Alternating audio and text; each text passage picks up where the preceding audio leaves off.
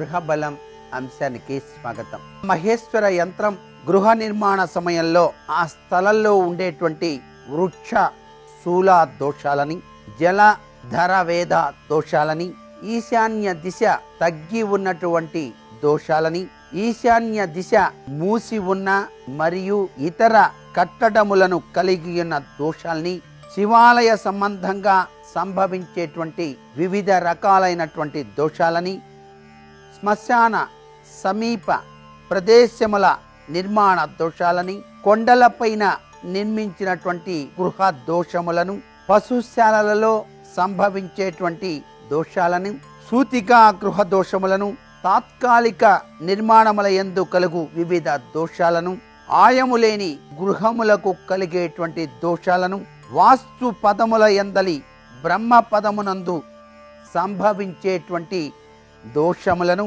మొదలైన వివిధ రకాలైన వాస్తు దోషాలన్నిటినీ కూడా తొలగించే అద్భుత యంత్ర రాజం మహేశ్వర యంత్రం.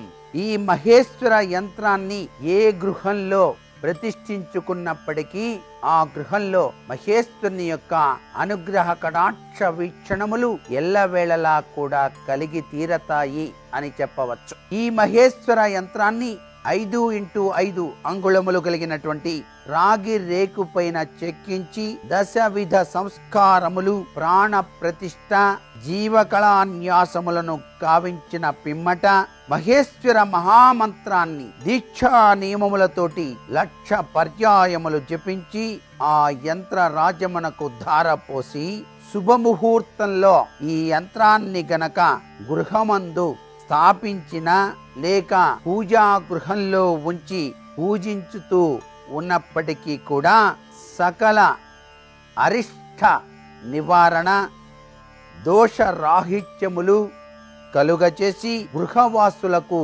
పరిపూర్ణ ఆయుష్ ఆరోగ్యాన్ని ప్రసాదించే అద్భుత తత్వం ఈ మహేశ్వర యంత్రంలో ఉన్నటువంటి ముఖ్య విధి విధానం. మీ ఇంట్లో శివలింగం గనక ఉన్నట్లయితే ఆ శివలింగాన్ని నిత్యము కూడాను చక్కటి గంగోదకం కనుక ఉన్నట్లయితే గంగోదకముతో ఆ శివలింగాన్ని కడిగి శుభ్రముగా ఒక వెండి ప్లేటు లేక రాగి ప్లేటులో ఉంచి నమఃశివాయ ఓం అంటూ పంచాక్షరీ మహామంత్రాన్ని జపిస్తూ నిత్యము ఒక చెంబెడు నీళ్లు పోసినా చాలు. పరమేశ్వరుడు అభిషేక ప్రియుడు కాబట్టి ఆ ఇంట ఐశ్వర్యాన్ని ప్రసాదిస్తాడు. తుమ్మి పువ్వులు పెంచండి మీ ఇంట్లో. ఆ తుమ్మి పువ్వులను కోసుకురండి. చక్కగా మీ ఇంట్లో ఉండే ఆ స్ఫటిక లింగంపై గంధం కుంకుమ ఉంచి నమఃశివాయ ఓం అంటూ 11 సార్లు ఆ తుమ్మి పువ్వులను ఉంచి నమస్కృతాంజలు ఘటించండి. మారేడు దళం పరమ పవిత్రవంతమైనది కాబట్టి ఆ మారేడు దళంపై గంధాన్ని వ్రాయండి. మీ మనసులో ఉన్న కోరికను మనస్ఫూర్తిగా స్మరించండి. ఆ స్మరణ చేస్తూ పరమేశ్వర ధ్యానం చేస్తూ ఆ యొక్క స్ఫటిక లింగంపై ఈ మారేడు దళాన్ని ఉంచి నమస్కారం చెయ్యండి. మీ ఇష్ట కోరికను ఆ అసుతోషుడు అభయంకరుడు తప్పనిసరిగా నెరవేర్చి తీరుతాడు. చిమ్మిరి ఉండ అని చెప్పేసి ఉంటుంది. నువ్వుల, బెల్లం, ఎండు కొబ్బరి కలిపి తయారు చేసేటువంటి విశిష్టవంతమైనటువంటిది ఆ యొక్క చిమ్మిరి ఉండ. ఆ చిమ్మిరి ఉండను వీలైతే ఒక్క సోమవారం పరమేశ్వరునికి అలా నైవేద్యం పెట్టి మనస్ఫూర్తిగా దివ్య ప్రసాదంగా స్వీకరించండి. మీ ఇష్ట కామ్యార్థతత్వం నెరవేర్చటానికి పరమేశ్వరుడు తన దివ్యానుగ్రహాన్ని ప్రసాదిస్తాడు అని చెప్పటంలో ఏమాత్రం సందేహం లేదు. ఇంత గొప్ప విశిష్టవంతమైన ప్రభావం కేవలం ఈశ్వరానుగ్రహం వల్లనే సిద్ధిస్తుంది.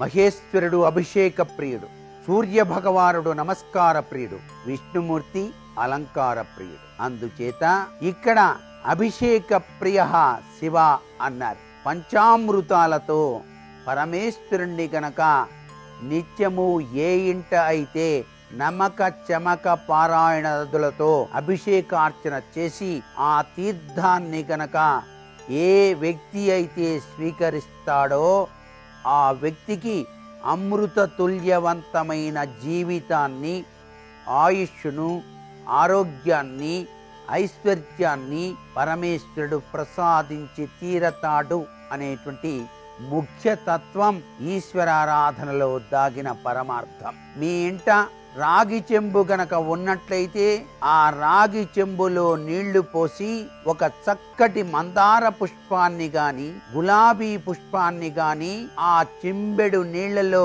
ఉంచి ఈశాన్య మూల ఉంచి చూడండి, పరమేశ్వర అభిషేకం మీరు చేసినట్టే అవుతుంది.